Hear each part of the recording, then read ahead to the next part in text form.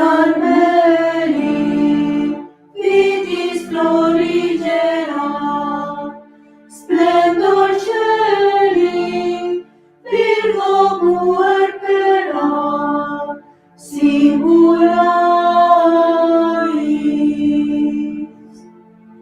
Mater mitis, servire nescia, Carmelitis, esto provincia, Stella Maris. Radis leste, germinas proscurum, glossa deste, tecum in seculum, ansiaris.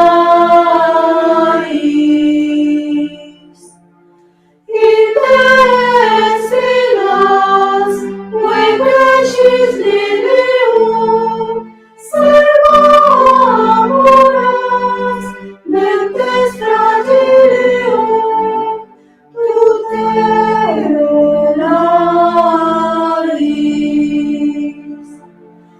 Armatura, fortis pugnantium, Forum bella, tende presidium, scapularis. Incerta, prudeis consilium, pero adversa, luces oratium,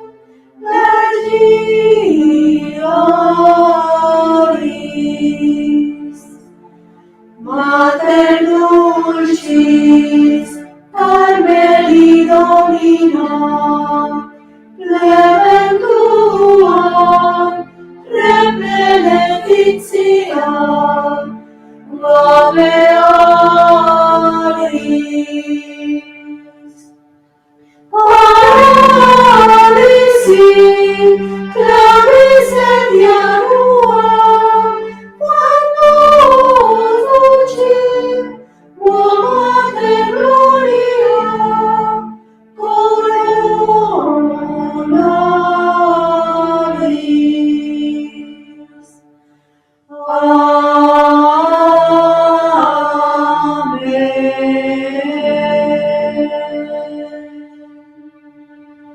En el nombre del Padre, y del Hijo, y del Espíritu Santo. Amén. Ave María, gratia plena Dominus tecum, benedicta tu in mulieribus et benedictus fructus ventris tui, Iesus. Santa María, Mater Dei, ora pro nobis peccatoribus, nunc et in hora mortis nostre. Amén. Vamos a continuar con nuestra lectura de este libro llamado El amor humano, de la infancia al matrimonio, de Francisco Charmot, editorial Difusión. Es un libro antiguo de 1859, fue impreso en Buenos Aires y estamos en el capítulo número 4, la abstención, el periodo de la adolescencia. Y en la transmisión anterior avanzamos bastante en este capítulo, pero como es amplio, vamos a continuar con esta parte para permitir que vayan ustedes comprendiendo toda esta información que es tan relevante y ayuda tanto para la formación de los hijos. Continuamos. He aquí un segundo ejemplo igualmente instructivo. Pocas almas han tenido una juventud tan favorecida por Dios y de gracias como Santa Margarita María. Y sin embargo, por culpa de sus padres, a la edad en que Santa Teresa cometía sus primeras faltas, ella también estuvo a punto de perder su inocencia y la vocación. La gracia la movió, siendo aún muy pequeña, a hacer voto de castidad. Le inspiró un gran horror por la impureza. Sin embargo, llegó un día en que el fruto que la serpiente presenta le pareció apetecible, hermoso y delicioso.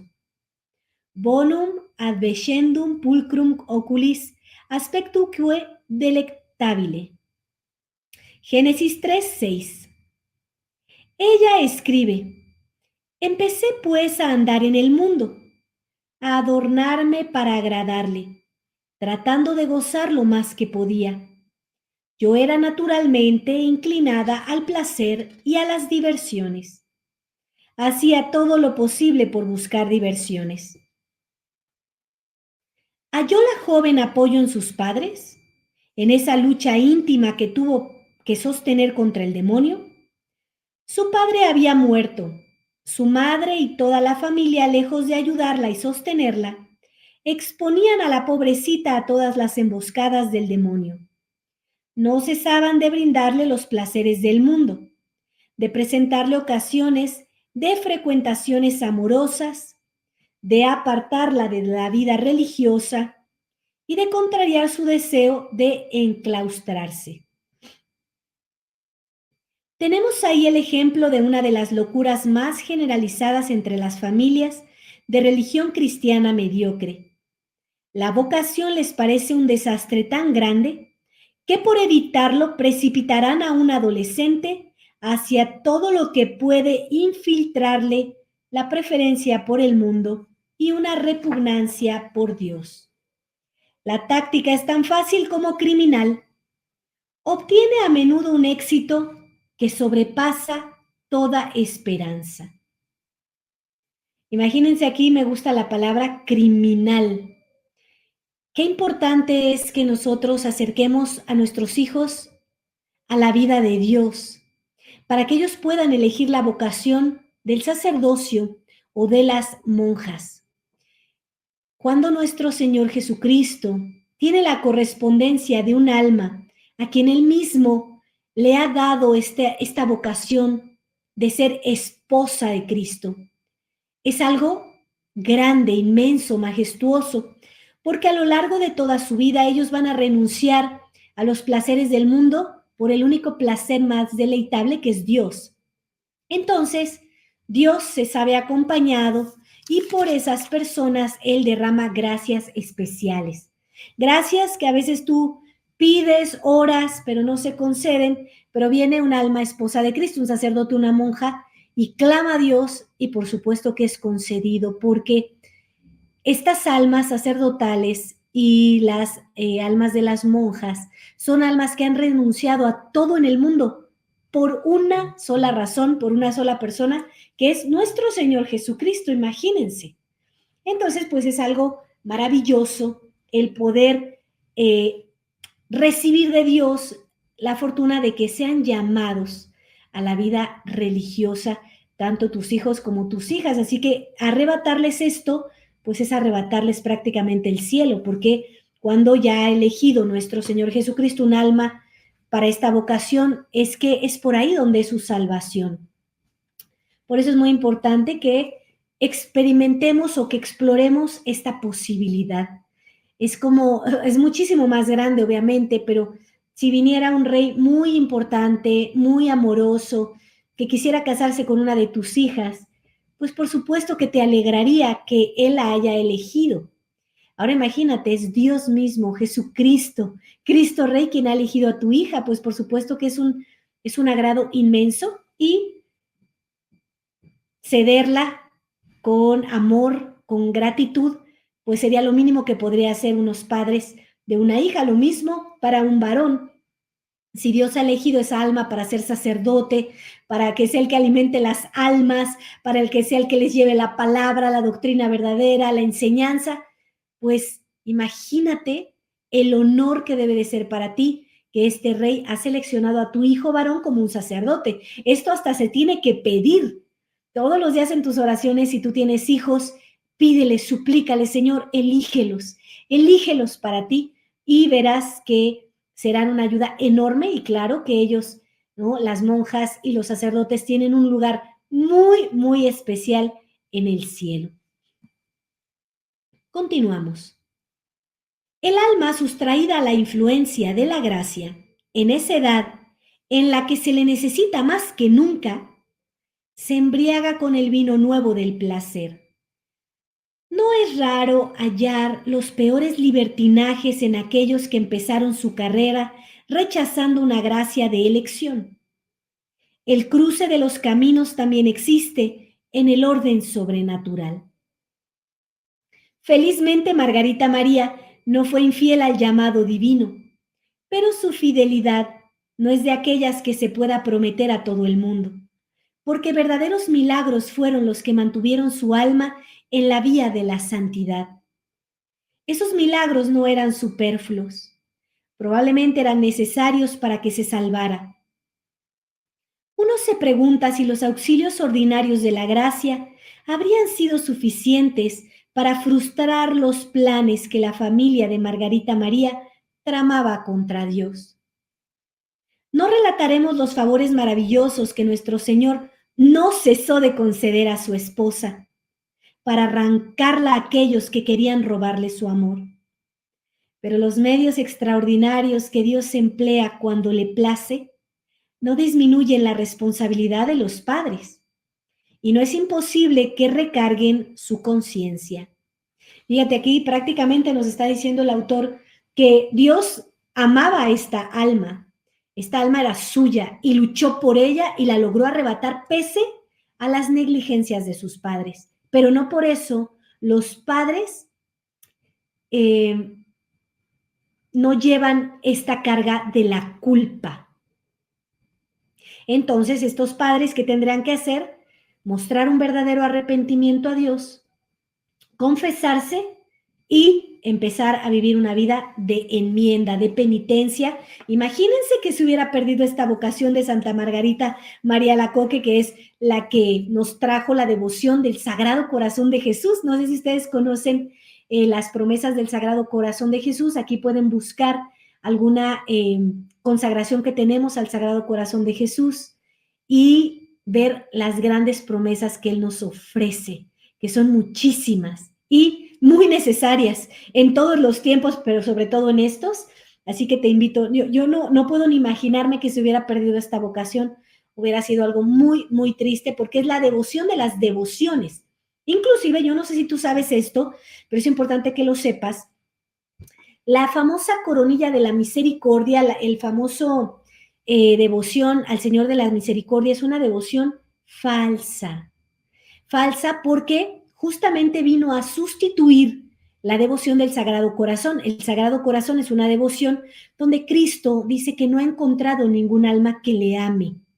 Y entonces nos invita a una conversión, a mirarlo, a amarlo, a comprometernos con Él y a ser santos. La coronilla de la misericordia te ofrece que 5 minutos diarios te van a hacer santo. Y eso no es verdad, porque te dice que te van a salvar, que te van a llevar al cielo.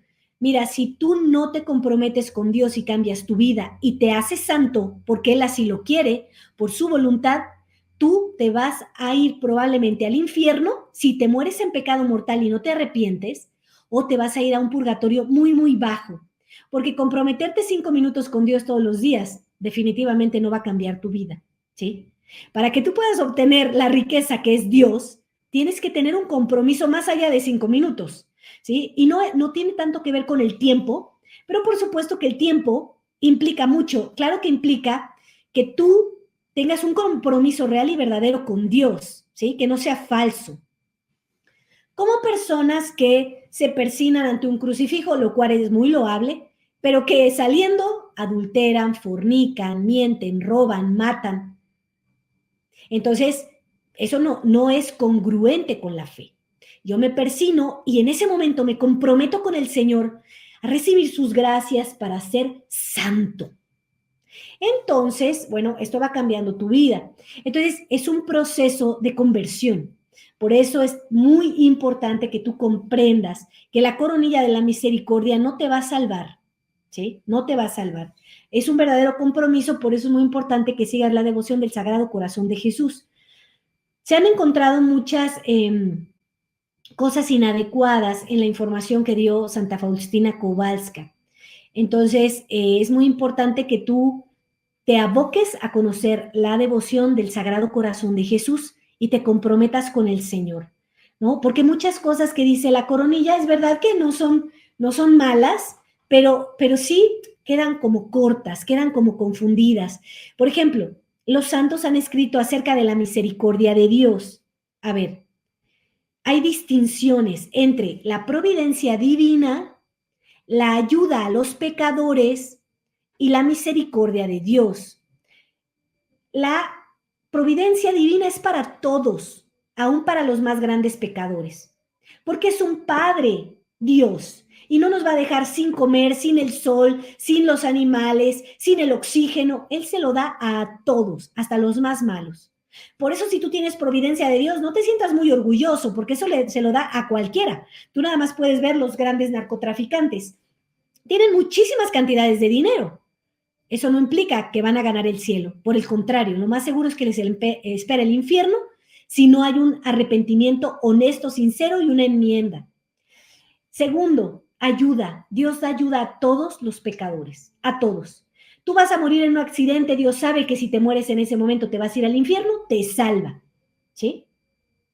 Entonces, tampoco te tienes que sentir muy orgulloso porque eso se lo da a los grandes pecadores porque Dios tiene piedad y está buscando que tú te salves, que tú te enmiendes. Te está dando tiempo, pero eso no significa que te vas a ganar el cielo.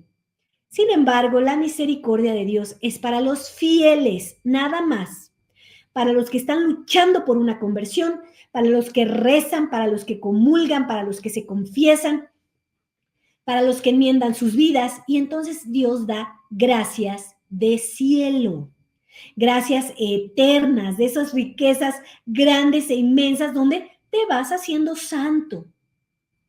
Entonces, tienes que comprender que cuando tú dices en la coronilla que es la misericordia de Dios y tú estás en pecado mortal, tú no vas a recibir misericordia.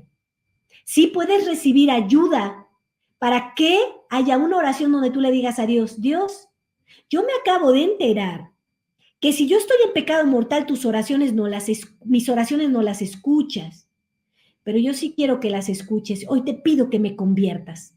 Regálame la conversión. Esa oración, claro que te la va a escuchar, ¿sí? Entonces, es muy importante que entiendas estas distinciones que el modernismo ha borrado para que tú creas que por 5 minutos de una coronilla tú tienes ganado el cielo y ya te sientes el más santo de las personas. No sé si a ti te pasa, pero a mí me pasó. Yo era una gran pecadora, no porque ahora no lo sea, lo sigo siendo, pero no estoy en pecado mortal y lucho grandemente con nuestro Señor para suplicarle su gracia, porque sin Él yo no puedo ser santa. Pero en esos tiempos donde yo estaba alejada de la iglesia católica, yo pensaba que era buena, me sentía buena, y conforme más me acerqué a Dios, me di cuenta que soy una tremenda pecadora y le pido perdón a Dios todos los días y la gracia para complacerlo como enmienda de todos mis pecados. Entonces, date cuenta que conforme más te vas acercando a Dios, es como si prendieras más luces y más defectos se te van notando. Y por eso tienes que orar más y vivir de los sacramentos frecuentes para que tu alma vaya prosperando y logres esta santidad. ¿Y qué logras con la santidad? Darle gusto a Dios. Dios, por su cuerpo, su sangre, su alma, su divinidad, su vida, su pasión, su muerte, su resurrección, ha dejado grandes herencias para que tú seas santo, para que seas como Él, lo que Él ha querido hacer de belleza en ti. Entonces, si eso no se logra, es una gran deuda que adquieres con Dios y tendrás que pagarla en el purgatorio. Y una llama del purgatorio es más dolorosa que cualquier sufrimiento de esta vida. Entonces, no te conviene, no te conviene. Bueno, y todo esto salió porque no podría yo imaginarme sin la devoción del Sagrado Corazón de Jesús que Margarita María Lacoque nos trajo a toda la humanidad entera. Ojalá que la quieran aprovechar. También pueden pedir al sacerdote de la tradición que vaya a sus casas a entronizar una imagen del Sagrado Corazón de Jesús a sus hogares y da grandes, grandes promesas. ¿Qué es una entronización al Sagrado Corazón de Jesús, Dulce? Ah, pues es algo maravilloso porque tú invitas a entrar a Jesús a tu casa y le dices, Señor, a partir de hoy, tú eres el rey de esta casa, tú mandas. Así que todo te lo dispongo, mis bienes, mi alma, el alma de mis hijos, de mi familia. Tómala como propiedad tuya y entonces claro que empiezan a ocurrir grandes gracias. Y si tú vas correspondiendo a su gracia, te vas enmendando, vas viviendo los mandamientos, te confiesas, ¿no? Sales de estas vidas de pecado, bueno, pues claro que el Señor podrá hacer maravillas en tu vida, en tu alma. Continuamos con la lectura. Permítansenos citar un último ejemplo. Se trata también de un alma de santo que encontró en su camino a este mismo demonio, pero que gracias a Dios consiguió burlar su malignidad. Más feliz que Margarita María, privado de los consejos paternos, encontró por lo menos un buen director, como San Agustín, como Santa Teresa, como Santa Margarita María. San Pedro Canicio escribió también sus confesiones. Es ese un testimonio excepcionalmente verídico. No hay otro documento sobre almas más inmediato ni más sincero que las confesiones de los grandes santos. La primera página que Canicio escribió sobre su infancia hace resaltar con fuerza el poder del pecado original. ¿Qué de defectos tengo que deplorar?, dice él. ¿Cómo he sido de vano, de miserable, de estúpido, sin temor y sin amor? Pasaba la mayor parte del tiempo en necedades. Mi naturaleza corrompida estaba corroída por diferentes males, y a pesar mío, mi voluntad se mostraba cada vez más perversa. Una concupiscencia malsana me empujaba a la ira, a la violencia, a la envidia, al orgullo, a la venganza. Hayas padres, camaradas, todos fueron despreciados y ofendidos por mí. Aquí hay una nota. Hacemos notar los términos que emplea Canicio sobre la infancia. Habla de sus primeros años. Termina la nota. Canicio se compara a un criminal lascivo a causa de sus malas tendencias, aún antes de tener la edad de la razón. Con el crecimiento, dice, se desarrollaba el mal en mí. Sentía un mayor deseo de pecar. Mi corazón estaba infectado de fermentos pútridos. Pecaba y me vanagloriaba de ello. A veces elogiaba lo que ofendía a la pureza de los niños.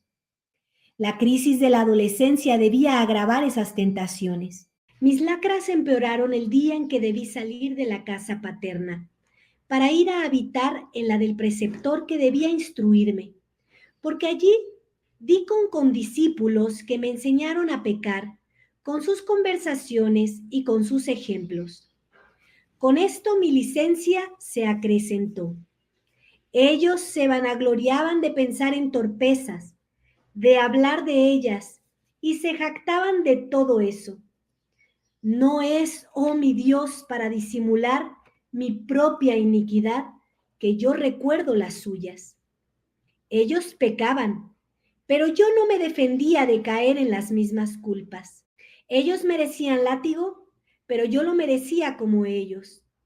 Me daría vergüenza confesar lo que no tenía vergüenza de hacer.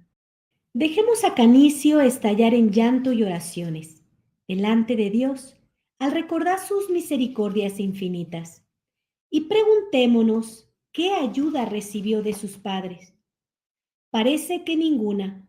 Como Santa Teresa, como Margarita María, no fue ilustrado, ni guiado, ni sostenido en su miseria. En sus confesiones no deja de demostrar efusivamente su agradecimiento a todos aquellos que le han hecho bien, pero a través de los elogios se trasluce su pesar. Desde las primeras líneas agradece a Dios el haberle dado un padre católico y una madre piadosa, valiente contra la herejía innovadora. Sin embargo, cuando las pasiones empiezan a turbarlo y a mancillar su alma, no los vuelve a elogiar. Y no se olvida de exaltar con una admiración sin límites todos los beneficios que le debe a su preceptor del gimnasio Dumont, Nicolás Vanesque. Parece que él hace remontar los orígenes de su vida santa a esa educación. de sus padres ni una palabra. No puede ser un olvido. Tenemos una confesión indirecta en los temores que expresa de que su padre pueda no haberse salvado. Tenemos sobre todo la prueba evidente viendo cómo Pedro, en pleno relato de sus miserias, suplica a todos los padres que no abandonen el alma de sus hijos. De mis culpas y de las de los demás, escribe, he sacado una consecuencia, la de comparecer sin medida a la suerte de los adolescentes bien nacidos. Porque en nuestra época se cuida tan poco su educación que esos jóvenes parecen no tener enemigos mayores que sus propios padres, sus pedagogos y todos aquellos que les están unidos más de cerca por la sangre, las relaciones y la amistad. Tales son las personas que depravan de mil maneras lastimosas a los jóvenes que se hallan en esa edad generosa. Ellas no solo las apartan de la piedad y del estudio, sino que las acostumbran a vivir orgullosamente entre el lujo y la lujuria. Las lecciones y los ejemplos domésticos los incitan a pecar. Abreviemos las invectivas del convertido. La contrición le da elocuencia. Oh, qué serios serán los castigos que sufrirán esas gentes y qué severamente serán juzgados por ti, Dios mío. Al fin su indignación se vuelve ferviente oración. Abrid, Señor, los ojos no solamente de los padres ciegos, sino de los padres estúpidos y de los educadores de la juventud, para que dejen de ser guías ciegos e insensatos, que conducen a los niños a la fosa de la condenación eterna. Adviertan que la juventud se precipita espontáneamente a todos los vicios y que sin gran violencia no suele doblegarse ni ser conducida a las exigencias de la virtud. Piensen que la flor de la virginidad es hermosísima y muy recomendable en esta edad, pero que también recuerden que no hay nada más frágil ni más caduco que esa flor, y que una vez caída se acabó la virtud. El dolor es ya tardío, la pérdida es irreparable. La literatura contemporánea se explaya con complacencia sobre la efervescencia de la pubertad. Los médicos no acaban de describirnos sus leyes orgánicas. Los psicólogos nos extravían entre el laberinto de las complejidades sentimentales. Los novelistas nos hacen asistir a crímenes precoces. Los escritores, hasta los más católicos, tienen algunas veces una voluptuosidad inconsciente al contar los primeros efectos del amor sensual en sus propios corazones, en sus primeros años. Esos recuerdos no les producen ninguna vergüenza. Podría suceder que los padres encontraran ahí lecciones útiles, pero no nos corresponde conmoverlos con análisis de ese género. Creemos haberles dado, al invocar el testimonio de los santos, los argumentos más nuevos y más convincentes. Nos permitimos preguntarles al concluir este capítulo: ¿crees que tus hijos escaparán a la crisis que no han podido eludir los más grandes santos? ¿Creen que la abstención de los padres puede hallar disculpa? ¿No les parece criminal? No nos digáis que es preciso que la juventud goce despreocupadamente. Sería como si dijerais: ¿es preciso que la juventud empiece algún día a separarse del buen Dios? Hay que exponerla a la desgracia de la impureza. Tales ideas no pueden tener cabida en la mente de un padre o de una madre. Bueno, hasta aquí hemos terminado este capítulo número 4, un capítulo sumamente edificante que nos ayuda a tener un claro entendimiento de cómo los padres tienen que ocuparse del cuidado de la pureza de sus hijos a muy temprana edad, entendiendo que no son ningunos angelitos, entendiendo que son mentirosos, que manipulan, que quieren hacer cosas que a su parecer son correctas, pero que si Dios nos está diciendo que no, nosotros debemos tener esta capacidad de comprender que hay una razón. La perfección en la santidad se alcanza cuando nos ceñimos a la divina voluntad. ¿Qué quiere decir esto? Que yo cuando hago algo en contra de Dios, estoy pensando que lo que yo estoy haciendo es mejor que lo que dice Dios que hay que hacer. Entonces, esto es muy importante que lo tengan en cuenta. La pérdida de la pureza es algo irreparable.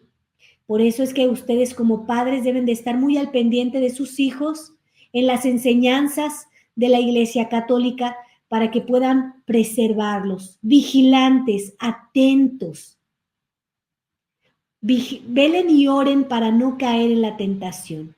Entonces es muy importante que no hagan como estos padres descuidados, negligentes, que pese a todo, Dios les hizo santos, pero ellos cargan con esa culpa, ¿sí?